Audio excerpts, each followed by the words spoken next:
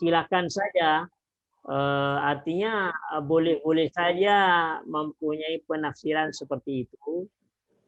Bisa juga kita menafsirkan misalnya Allah langsung menurunkan melalui malaikat Jibril pada bulan Ramadan itu, sehingga kita tidak akan mempermasalahkan penafsiran dari ulama yang berbeda.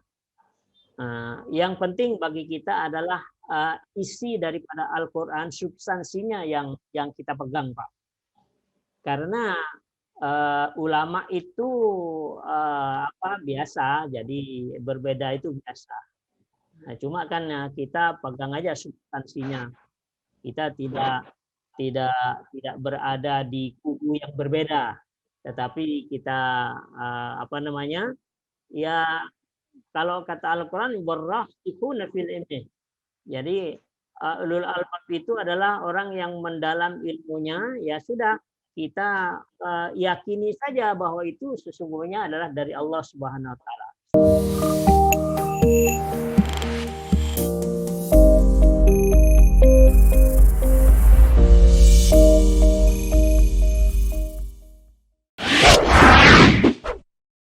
Tanya Mas, silakan Pak Ali. Ya, Pak Ali, silakan. Masih nyambung dengan pertanyaan Pak Rahmat tadi. Iya. Mohon dijelaskan gitu ya. Di dalam Ramadan itu diturunkan Al-Qur'an atau bulan Al-Qur'an. Ada dua peristiwa yang sering kita dengar. Yang satu pada waktu nuzulul Quran.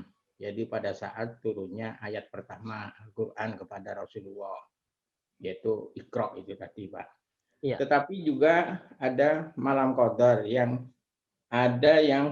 kami pernah sering mendengar bahwa itu Al-Quran diturunkan dari Lauh Mahfuz sampai ke langit dunia dan sebagainya, dan itu yang kemudian diturunkan secara bertahap. Apa benar demikian terutama itu kaitannya antara dua itu, karena sering di mix atau kadang-kadang menjadi bias di antara itu, Pak. Mohon penjelasannya. Ya. Ya, baik.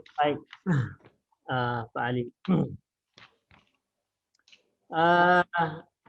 Al-Quran diturunkan oleh Allah Subhanahu wa taala. Wahyu Allah ya, wahyu Allah. Itu wahyu Allah diturunkan kepada Nabi Muhammad SAW melalui malaikat Jibril. Nah, kemudian teknisnya itu ada yang berpendapat seperti apa yang dikatakan Pak Ali tadi. Jadi dari Allah kemudian diturunkan ke langit dunia. Nah, kalau di dalam hal ini silakan saja. Artinya boleh-boleh saja mempunyai penafsiran seperti itu.